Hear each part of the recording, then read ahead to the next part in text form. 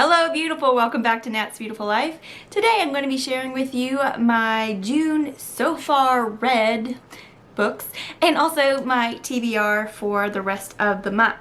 I did fix my white balance and got all new filming lights. I even have like a light I can change up in the ceiling there, so I should not be yellow ever again in my videos.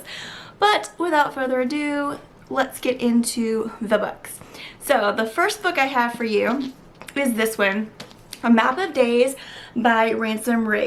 And this is the fourth book in the Miss Peregrine series, and it's also the first one in a new trilogy within that world.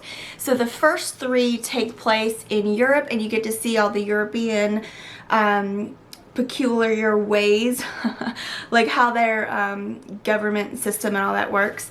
And then with this one you're starting to see how things are in America.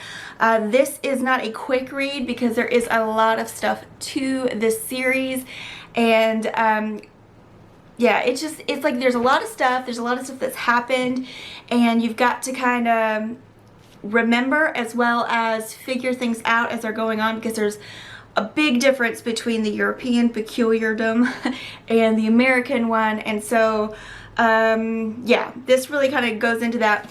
Also, I really think it's cool because if you've been living under a rock, well, here's some pictures. Ransom collects old photographs, and so he used the photographs to write the story. So he basically took the photographs that he has collected over the years and that other people have given to him and have actually written the story around those photographs, which I think is super cool, and I love that. So I have already read this one. It took me about a week, and I'm one of those people, if it takes me longer than 2 days to read a book, then oh my, that's a lot. But anyway, yeah, so I really enjoyed that one. It is a slower read. It's not that it's slow in what happens. It's constantly moving. Something's constantly happening. You're constantly meeting people. They're constantly changing locations. But it's just, like I said, one that you have to be aware of what's going on at all times. So I highly recommend it. I loved it. I gave it like a 4 point something stars. So really good. All right, the next book is one that got me out of my reading slump, and I'm so happy.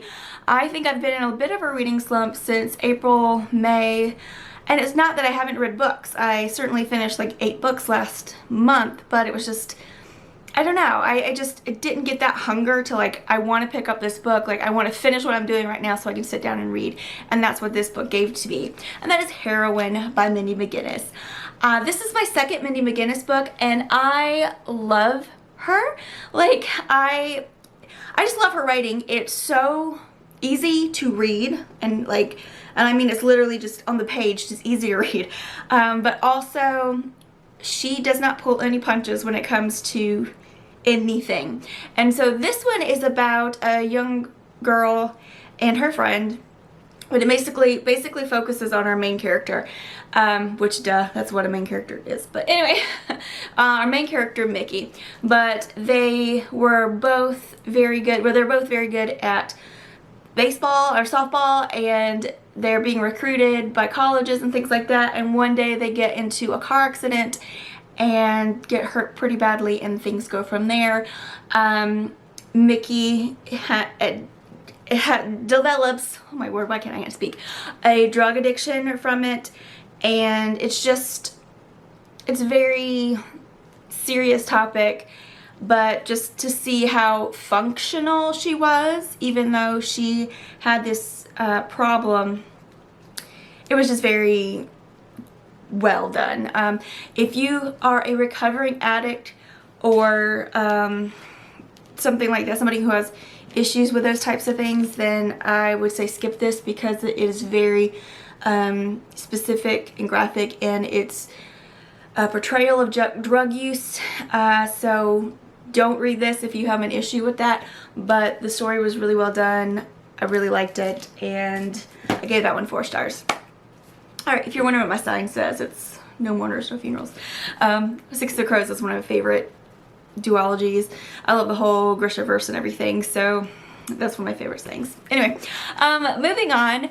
The next book I read was I Am Not Your Perfect Mexican Daughter. Don't you just love it when stores put stickers on the front cover?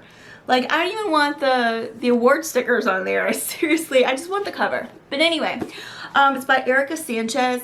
I think I gave this one like 3.25 stars. It was a good book, but it just seemed to drag, like, from start to finish. The point drug on a little too much, but I did enjoy it. I do recommend it. It is a good book. But yeah, it's just a very different kind of look at, she's a first generation American. Her mom and dad are undocumented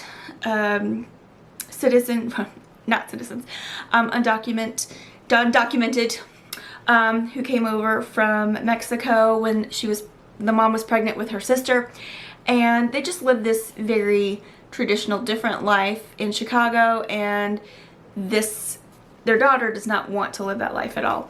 There are parts when she goes to Mexico, and there is like some gang violence that happens, so she goes back. But yeah, it's okay. So the premise of the book is, so I can give you this. Her name, what is her name? Julia. Oh, Julia, sorry. Julia. And her sister's name was Olga. Well, Olga was like the perfect Mexican daughter. She was her mom's favorite. Everybody loved her in the family. But Olga gets hit by a semi-truck. It's not funny, but it's funny. But anyway, she gets hit by a semi-truck, and it's terrible. The way she explains the death is like almost like Mean Girls, where the girl steps out, she gets hit by a bus. So that's what I'm picturing, and it shouldn't be funny, and it shouldn't make me laugh, because it's terrible, it's tragic, it's horrible. You would never want that to happen to yourself or anyone else. But I mean, even like Julia keeps talking about how like ridiculous that was, that she got hit by a semi-truck. But anyway, turns out she finds out some things that mean Olga wasn't so perfect, and she is struggling to find out what the actual facts are and whether or not to tell her mother, but she knows it would kill her parents if they knew. So this is a very kind of like hard-hitting book. It wasn't as super easy to read as Heroine, but I did get through it in like, I think basically 2 days. I read like the last 20 pages the morning after. But anyway, really good book. I did enjoy it. It's middle of the road for me, so I give it like 3.25. So it's not like meh, but it's like, wasn't like, I'm not going to reread it. That kind of thing. The next book I read is Words on Bathroom Walls by Julia Walton. Okay, I loved reading this book. I gave it I think I gave this one 3.25 stars because there's a couple of things that are problematic about it, but it's not a problem. It's not the writing of the book. I really enjoyed reading this book. I hope it's not a lot of glare. I really enjoyed reading this book. Like, I couldn't put it down, and I really wanted to always pick it up. So in that sense, I can't say that it was like, don't bother. It's a really good book. I enjoyed it.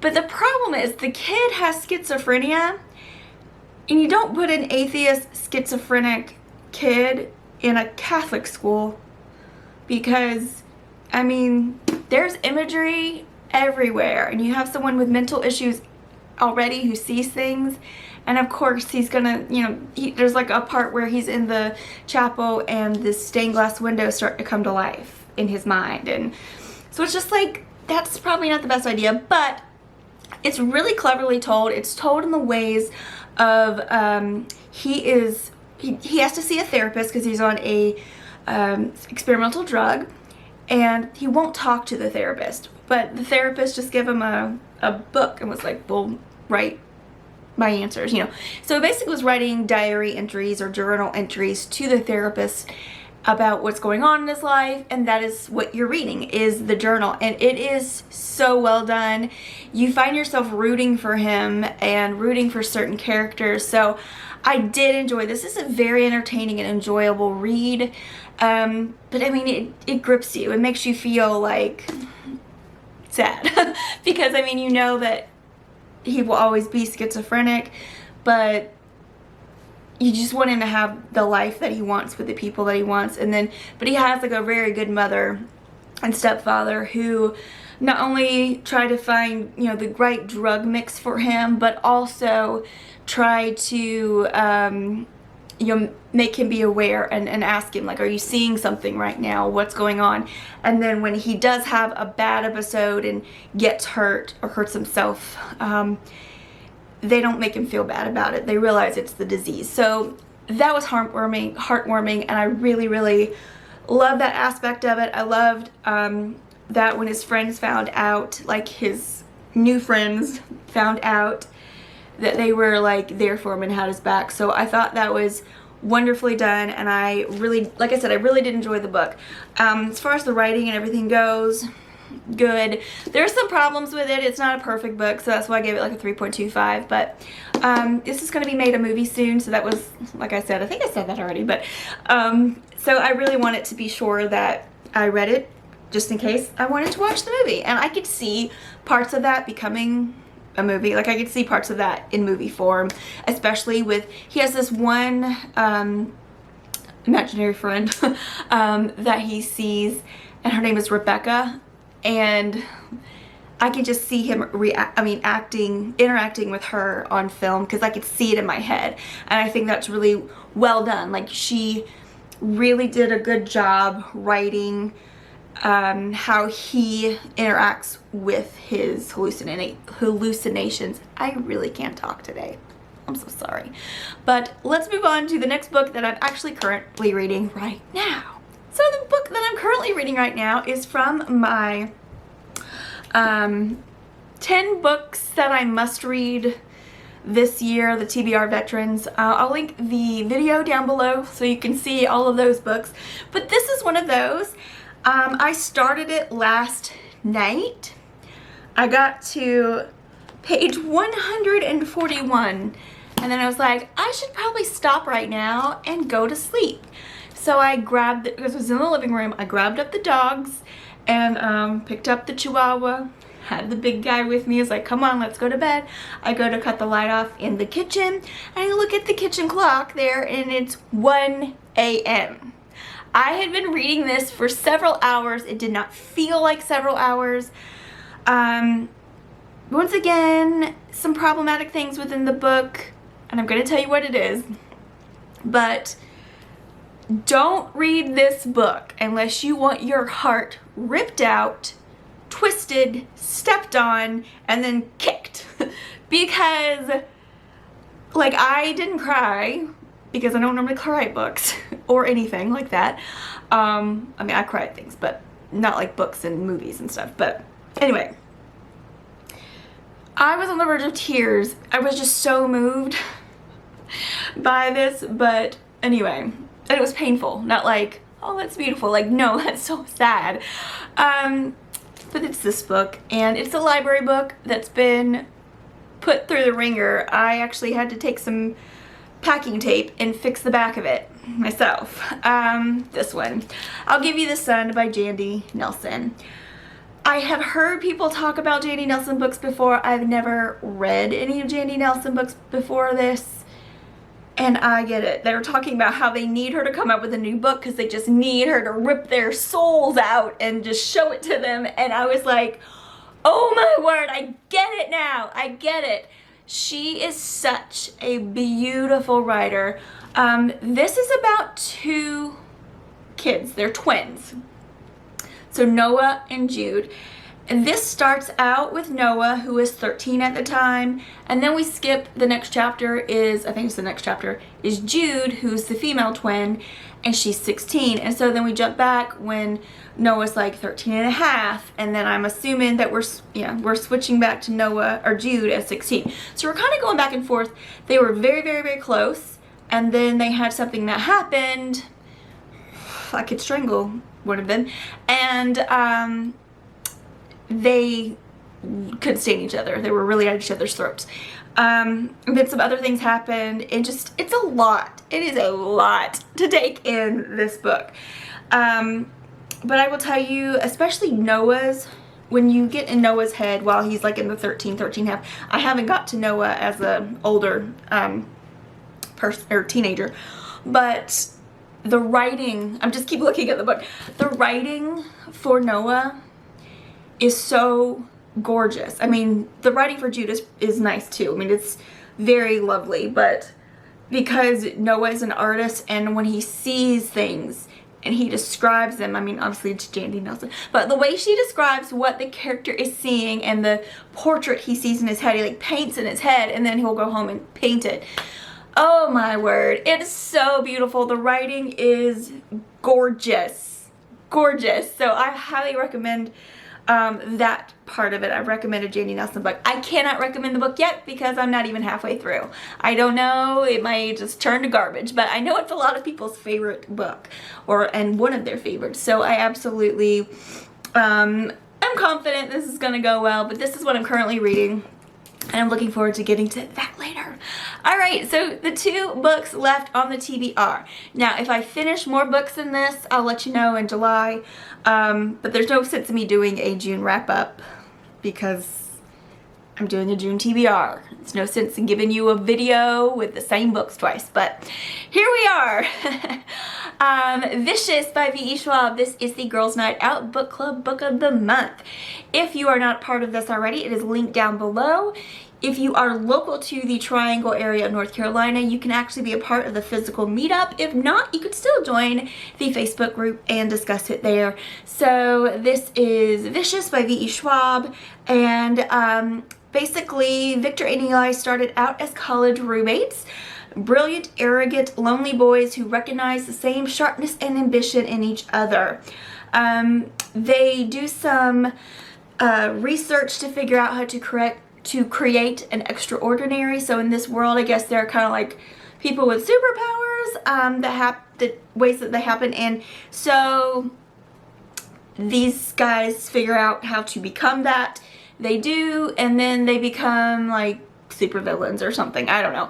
Haven't read the book yet, but I'm looking forward to this one. I'm hoping this will be another like quick read for me, because I'm in that mood for books that just trap me and just call me into it, and like, or like, read me. They're like read me, come get me. Like, I'm looking forward to that. So that's that one. And because Vicious, might as well read Vengeful.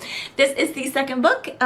This was supposed to be a one-off, so just a single book, but then she released this one and basically just kind of continues the plot. And because I haven't read Vicious, I don't know what to tell you about this one. But I look forward to getting in this world and reading a little bit more by V.E. Schwab. Alright, so that's my video. Those are my books for the month, and also the books that I've already read. So I keep saying so. I think we should turn it into like some sort of like, you know, tea drinking game. Take a sip of your tea every time I say so, and you'll be like ready to pee once you're done with my video.